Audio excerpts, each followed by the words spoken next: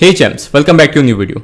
आज की इस वीडियो में हम लोग कुछ ऐसी चीज़ डिस्कस करने वाले हैं जो कि जनरली आपको इस चैनल पे देखने को नहीं मिलता है। हम लोग यहाँ काम की बात करते हैं, लेकिन एनटीए ने ऐसा काम कर ही दिया है कि आज हमें एनटीए के ऊपर बात करनी होगी, क्योंकि अगर आज हमने बात नहीं करी, आज हम सब साथ में मिलकर खड़े नहीं हुए, तो अगले साल भी ऐसा ही होगा। और वो बच्चा जो कि मेहनत कर सकता है और गरीब घर से है या फिर मिडिल क्लास है, वो कभी भी नहीं सोचेगा कि डॉक्टर बनेगा। क्योंकि जो चीज़ हम सुनते आते थे पहले, जो मैं सुनते आता था कि नहीं, अगर डॉक्टर बनना है तो आपको अच्छे घर से होना पड़ेगा, सिर्फ अच्छे घर के बच्चे डॉक्टर बन सकते हैं, आपके पास पैसा होना चाहिए, वो सही हो जाए। क्योंकि एनटीए ने फंड लेके रैंक निकाला है, ये मैं एकदम खुले कह सकता हूँ। क्योंकि कोई ऐसा होता है ना, कोई फैक्टर ही नहीं है जिसके कारण 50 मार्क्स का इन्फ्लेशन हो रहा है, जो कि मेरे को दिख रहा है सर। ठीक है, अगर इतना ही इजी पेपर होता तो मुझे पता चल गया होता। मैं कभी भी घुमा फिरा के बात नहीं करता हूँ। अगर पेपर इतना इजी होता तो मैं बोल देता आपको। मैंने बोला था पेपर इजी है, 23 के मुकाबले 24 का पेपर इजी आया, लेकिन उतना इजी 22 से 23 का भी था।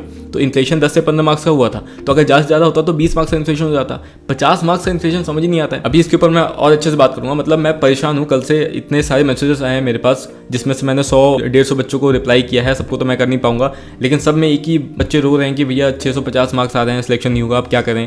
मतलब मैं क्या बोलूँ, 650 वाले को मैं क्या टिप्स दूँ। ठीक है, 2-3 साल ड्रॉप लिया हुआ है, 650 मार्क्स आ गए हैं, अब उसको मैं क्या बोलूँ कि तू ये कर ले, हो जाएगा। और क्या भरोसा उसका हो जाएगा, अगले साल तुम 670-80 कट ऑफ पहुंचा दोगे। तो अगर आप कंपेयर करने बैठोगे ना नीट 2023 और 24 को, तो आपको साफ साफ दिख रहा है कि 23 में जो 720 लाने वाले बच्चे थे उनका नंबर 2 था। ठीक है, 2 बच्चे के 720 आए थे। और नीट 2024 में 67 बच्चे के 720। मतलब आप बताओ 67 बच्चे के कैसे 720 आ सकते हैं। इतनी एक्यूरेसी कहाँ से आ रही बच्चों के पास। और अगर आप इसमें जाओगे तो जो टॉप कोचिंग से जहाँ से मोस्टली रैंक्स आती थी, 720 अगर आ रही है तो मोस्टली एलएन के आएंगे, आकाश की आएगी, पीडब्ल्यू की नहीं आती थी, चलो इस बार पीडब्ल्यू की भी आ गई। तो जो कोचिंग्स क्लेम कर रही हैं वो 25-30 बच्चों को क्लेम कर रही हैं। बाकी जो बच्चे हैं वो कहाँ से आ रहे हैं, कैसे सेल्फ स्टडी करके 720 लाने वाले बच्चे कब से आ गए। पहली चीज़ तो ये। उसके बाद आप अगर और रैंक को कंपेयर करोगे तो 705 पे आपको दिख रहा है कि 2023 में 100 रैंक आई थी, इस बार 542 रैंक आई है। ठीक है, अगर आप जाओगे तो 700 अगर मार्क्स आए हैं आपके, तो आपकी रैंक 2200 पहुंच गई है 2024 में। 2200 बच्चे के 700 मार्क्स आए हैं इस बार। बताओ इतनी एक्यूरेसी के साथ कैसे बच्चे क्वेश्चन को सॉल्व कर रहे हैं, मुझे ये बताओ। और ये सिर्फ ऐसा तो नहीं है कि सिर्फ इस साल बच्चे बढ़े हैं, नंबर ऑफ एस्पिरेंट्स सिर्फ इसी साल बढ़े हैं, पिछले साल भी बढ़ा था। उस साल तो ऐसा नहीं हुआ, पेपर उस साल भी ईजी था, उस साल तो ऐसा नहीं हुआ, इसी साल ऐसा क्यों हो रहा है। आप और अगर कंपेयर करोगे तो आपको इतना खराब लगेगा। देखिए कि 650 मार्क्स जिसके आ रहे होंगे उसका सिलेक्शन ही नहीं होगा अगर वो जनरल कैटेगरी का है और वो बिहार, यूपी, दिल्ली, राजस्थान जैसे स्टेट्स हैं, क्योंकि वहाँ पे स्टेट कोटा जो है ऑल इंडिया कोटा से ऊपर जाता है। और ऑल इंडिया कोटा में वैसे भी आपको 25,000 के बाद सीट नहीं मिलती है। तो 29,000 वाले को कैसे सीट मिलेगी जिसके 650 मार्क्स है। क्या उसने पढ़ाई नहीं करी, क्या उसने मेहनत नहीं करी है। मतलब आप अगर लिटरली देखोगे तो 2023 में जिसके 610 मार्क्स थे उसका रैंक बना था 23,000, और इस साल जिसके 660 मार्क्स बन रहे होंगे उसका रैंक बन रहा है 23,000। मतलब कि 50 मार्क्स का इन्फ्लेशन दिख रहा है। जबकि आप 2023 को अगर 2022 से कंपेयर करते हो तो यहाँ पे 15 मार्क्स का इन्फ्लेशन था, जबकि यहाँ पे भी 22 से 23 का पेपर इजी था। और सेम वही बात है, 23 से 24 का पेपर इजी था। तो अगर मैं मानता हूँ कि चलो यहाँ पे 15 मार्क्स का इन्फ्लेशन था और चलो नंबर ऑफ एस्पिरेंट्स भी बढ़ गए, तो 20 मार्क्स का इन्फ्लेशन आता। 50 मार्क्स का इन्फ्लेशन कैसे होता है मुझे ये समझाओ।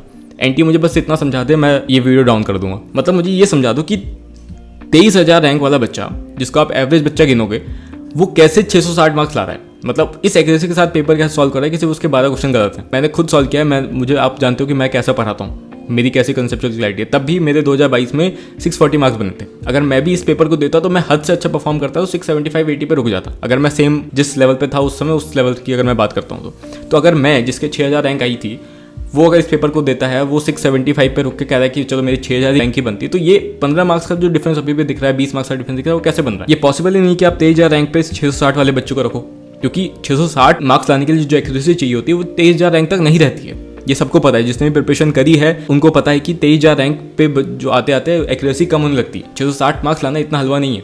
ठीक है, चाहे कितना ही ईजी पेपर आ जाए। 20 में भी बहुत ईजी पेपर था, उसमें तो ऐसा नहीं हुआ था। दूसरी चीज़, अगर आप आगे जाओगे तो आपको यहाँ पे दिखता है, ये बच्चों ने मेरे साथ शेयर किया कि भैया अगर आप देखोगे 62 से 69 सीरियल नंबर वाले बच्चों को, तो इनका जो रोल नंबर है वो ऑलमोस्ट सेम है। और सारे के सारे जो है वो टॉपर्स हैं, मतलब कि जिनके 720 मार्क्स आए हैं या फिर 718 एंड 719 मार्क्स आए हैं। इसमें जो देखोगे 6 बच्चे हैं जिनके 720 मार्क्स आए हैं, और बाकी जो 2 बच्चे हैं इनके 718 एंड 719 मार्क्स आए हैं। और ये सारे के सारे सेम रोल नंबर वाले हैं, मतलब कि सेम सेंटर इनका पड़ा होगा।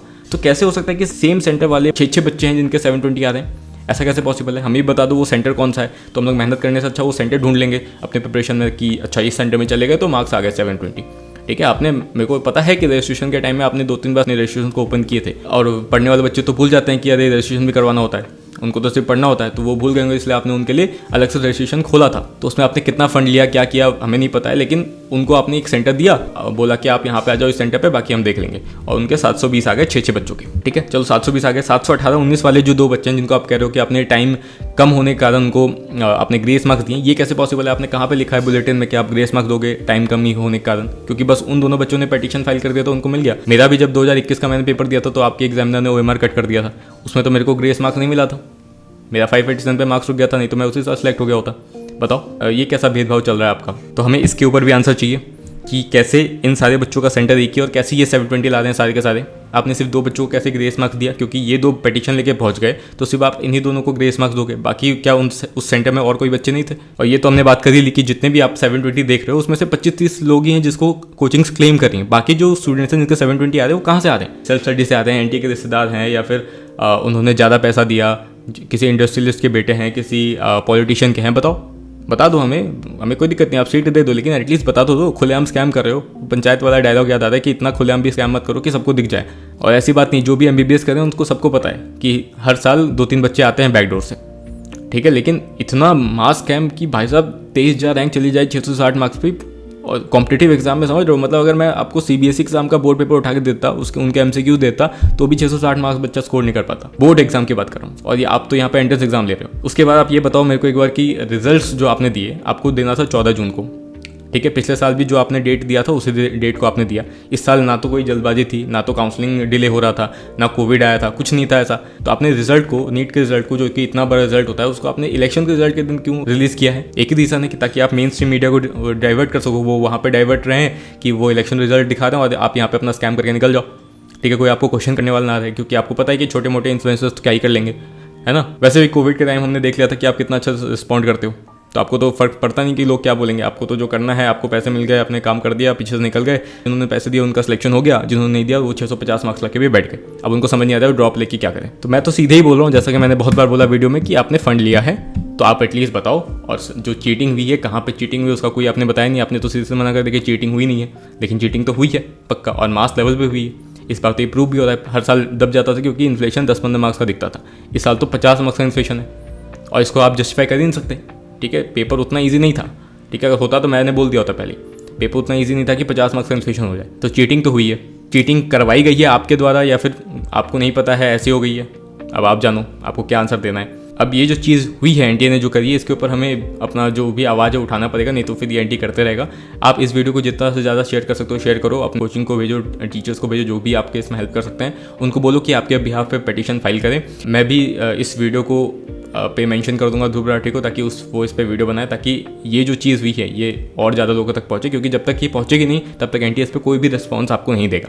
ठीक है, और हमें NTA को क्वेश्चन करना ही पड़ेगा, क्योंकि इन्फ्लेशन का रीज़न बताओ। इतने ज़्यादा ना ही एस्पिरेंट्स भरे थे, जो कि जितने एस्पिरेंट्स भरे थे वो पिछले साल ही भरे थे। तो इतना ज़्यादा इन्फ्लेशन होने का ना ही पेपर ईजी होना रीज़न हो सकता है, ना ही नंबर ऑफ कैंडिडेट बढ़ना रीज़न हो सकता है।